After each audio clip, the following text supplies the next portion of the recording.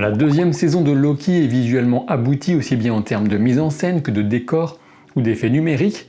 Elle bénéficie d'excellents interprètes et d'une bande originale toujours aussi convaincante. Toutefois, passé l'excitation véritable d'un premier épisode très prometteur, la saison a un peu dissipé son potentiel de mon point de vue dans ses épisodes 2 et 3, dans une agitation qui perd de vue l'essentiel, à savoir communiquer aux spectateurs une véritable raison de se préoccuper de ce qui agite tous ces personnages.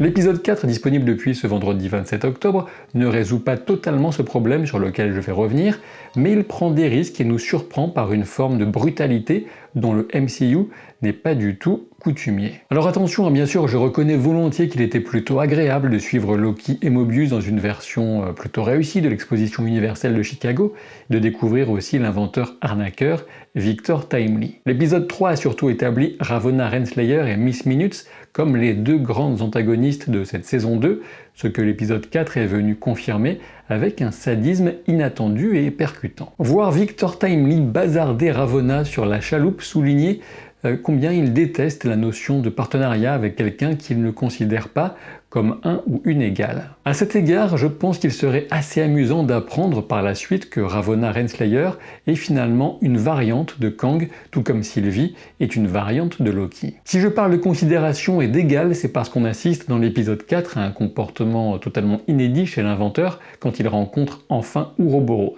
Les deux hommes sont la source mutuelle et inextricable de leur génie de conception et d'ingénierie. L'épisode 3 a commencé à dévoiler le véritable visage de Miss Minutes qui pourrait rappeler Ultron par certains aspects. Une intelligence artificielle fascinée par son créateur, mais qui échappe à son contrôle et cherche finalement à l'évincer. On a aussi cette notion de corps physique pour l'IA, comme pour Ultron, sachant que la motivation pour Miss Minutes semble être de devenir la compagne de Victor. En effet, pour elle, l'enjeu n'est pas de pouvoir interagir avec le monde physique, car on a déjà eu des preuves dans la série qu'elle pouvait déjà le faire sous sa forme actuelle par une technologie qui n'est jamais vraiment explicitée. L'attirance de Miss Minutes pour Victor et sa jalousie envers Ravonna ont rapidement, apparemment, été remplacées par une haine de ce créateur qui la rejette, haine qui culmine peut-être lorsque Miss Minutes est atteinte par le reboot du système lancé par Ouroboros et lorsqu'elle parvient in extremis à dire que Victor ne deviendra jamais celui qui demeure. Alors est-ce justement pour se distinguer de cette figure de l'ombre qui manipulait tout le monde depuis les coulisses du temps que Victor Timely prend l'énorme risque de la sortie pour tenter de réparer le convertisseur de temps. Avant d'en revenir à son destin, je veux expliquer plus avant ce qui me gênait dans l'épisode 3 et qui n'a pas été résolu dans le 4 malgré les indéniables qualités de cet épisode. Pourquoi aurait-on besoin du TVA? Cette question n'a jamais été abordée en poussant l'explication au-delà des problèmes du convertisseur. Pourquoi donc le temps qui existe depuis le Big Bang a priori? Pourquoi une donnée aussi essentielle dans la constitution même de la réalité aurait besoin d'une création plus ou moins humaine comme le TVA pour fonctionner normalement? Faut-il comprendre que ce sont les voyages dans le temps, notamment ceux liés à l'infinité de pierres du temps dans l'infinité des lignes de temps, qui mettraient en péril l'existence même de l'univers?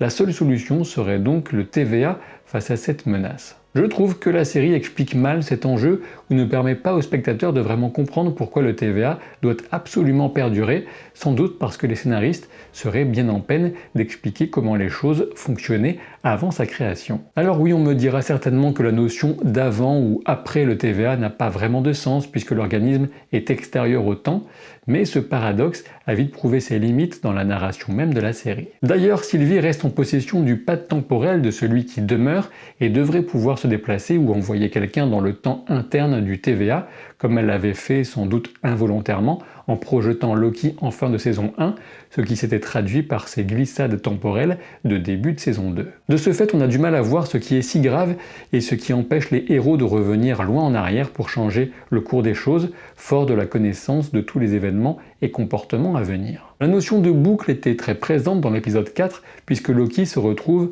dans le futur proche qu'il avait visité contre son gré en épisode 1, et comme certains l'avaient bien entreaperçu dès le premier épisode, c'est Loki lui-même qui va s'élaguer pour se sauver. Quant au coup de téléphone, c'était au final surtout pour nous intriguer plus qu'autre chose. Pour jouer quelques secondes à Captain Obvious, la boucle se situe aussi dans la relation d'inspiration mutuelle d'Obi et Victor, sachant bien sûr que le fameux serpent qui se mord la queue que souligne Ouroboros correspond à la description même de l'Ouroboros. Peut-être que cette notion de boucle va plus loin encore et concerne l'existence même du TVA qui arrive ici à un terme quasiment inéluctable dont Loki pourrait éventuellement refaire l'expérience en tentant de modifier le déroulement des événements en allant dans le passé. Là où l'épisode 4 relève nettement le niveau à mes yeux par rapport au 2 et au 3, c'est qu'à défaut de mieux comprendre les enjeux de fond sur le temps et le TVA, on a au moins des impacts humains très concrets et directs, avec la mort atroce de Dox et de ses chasseurs d'abord, puis celle de Victor en fin d'épisode. La façon dont Ravonna et Miss Minutes écrasent ses pauvres anciens collègues sans le moindre état d'âme, voire en affichant une excitation évidente pour l'intelligence artificielle, souligne à quel point les deux sont des personnes, si on peut les qualifier ainsi, à la moralité atroce. Évidemment, la scène ne pouvait pas être montrée dans une série qui vise en théorie du tout public, toutefois les bruits d'écoulement de ce qu'on devine être le sang de cette masse de corps brisés et compressés suffit à évoquer un véritable carnage. L'effet est renforcé par la transition entre cette scène et la mousse du gobelet de chocolat chaud qui fascine tant Victor. Je me demande d'ailleurs s'il faut deviner quelque chose à cette fascination, outre l'intérêt d'un inventeur pour une machine. Le principe du distributeur de boissons chaudes pourrait-il par exemple inspirer à Victor une nouvelle version du cœur temporel du TVA? Quoi qu'il en soit, l'apparente désactivation de Miss Minutes et l'élagage de Ravonna participent aussi à la probabilité très forte que nous allons assister à une réédition de ces événements, même si on se doute bien que Ravonna est arrivé à la fin des temps, comme Loki lorsqu'il avait été lui-même élagué en saison 1. Ce qui serait assez amusant, c'est de revenir à la création même du TVA, voire de se rendre compte que c'est finalement Loki qui serait plus ou moins à l'origine du recrutement de certains de ses membres les plus éminents, particulièrement en allant sortir Mobius d'une vie qui aurait forcément un rapport plus ou moins lointain avec les jet skis. On le sait, l'origine des personnages Marvel est souvent liée à un accident totalement improbable et souvent aussi avec une technologie imaginaire. De ce fait, difficile est de ne pas penser que la spaghettisation, si on peut l'appeler ainsi, de Victor correspond en fait à l'origine même du problème Kang dans l'univers. Peut-être que cette mort terrible a associé l'aura de Victor au flux temporel d'une façon totalement inédite et imprévisible qui expliquera par la suite la menace que Victor et ses variants font peser sur le multivers. Une chose est sûre, celui qui demeure était entièrement persuadé que ces variants arriveraient bientôt et on a clairement tendance à penser qu'il savait ce qu'il disait. Mais revenons à cette scène montrée par Miss Minutes à Ravonna.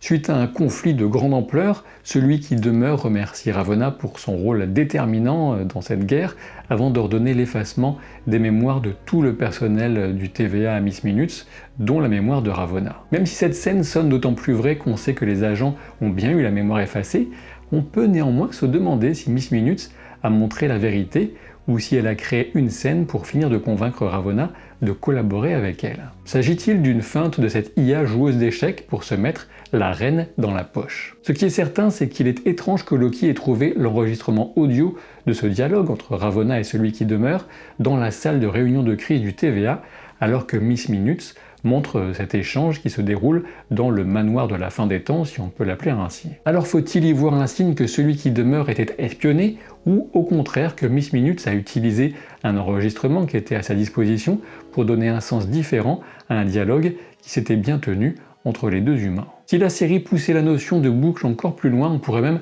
avoir la version véritable de cette scène entre Ravonna et celui qui demeure comme conclusion de cette saison 2. Le passé deviendrait ainsi le futur de Loki et compagnie. Alors attention, je ne pense pas que ce sera le cas, mais c'est quand même une idée avec laquelle il est plutôt amusant de jouer quelques instants. Il ne reste que 2 épisodes pour cette saison 2, malgré ses faiblesses, elle reste néanmoins dans le haut du panier des créations du MCU depuis Endgame, et ces 2 derniers épisodes seront, à n'en pas douter, déterminants pour définir quelle place elle occupe vraiment parmi ses productions récentes. Depuis quelques jours maintenant, j'ai l'idée de vous proposer éventuellement une vidéo consacrée à l'écriture, à la narration du jeu vidéo Baldur's Gate 3. Alors n'hésitez pas à me dire en commentaire si c'est une vidéo qui pourrait vous intéresser. Le jeu m'a beaucoup convaincu, hein, son écriture, ses dialogues sont extrêmement réussis, extrêmement pointus. Dites-moi en commentaire si ça vous intéresse, bien sûr aussi ce que vous pensez de cet épisode 4 de Loki, ce qui nous attend pour les 5 et 6 qui vont conclure cette saison 2. Pensez à vous abonner à la chaîne, à laisser un pouce en l'air, toutes ces petites choses qui aident beaucoup la vidéo et la chaîne. Et je vous dis à très vite pour de nouvelles aventures. Salut!